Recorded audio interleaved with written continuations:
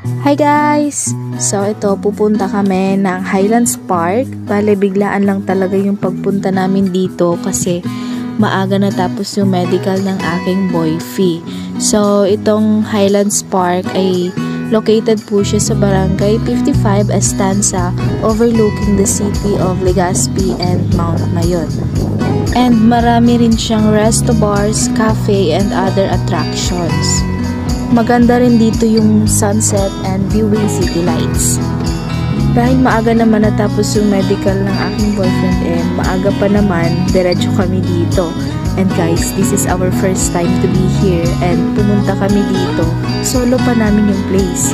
Kaya must try guys. Maraming spot na pwedeng picturean and kitang-kita talaga yung city and the Mayon volcano. Bale, nag-entrance fee kami dito ng 50 pesos each and nagbayad din kami ng 20 pesos for parking. Sulit naman yung pagpunta namin dito and ma-enjoy mo talaga. Kaya sa mga hindi pa nakakapunta rito, let's go na!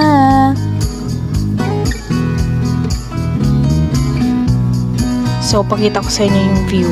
Ayan! Napakaganda ng view!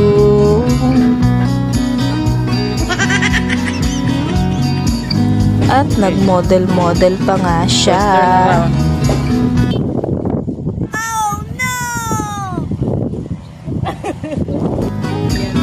Kunwari pa yan siyang may tinitingnan hindi naman bibili. Hi.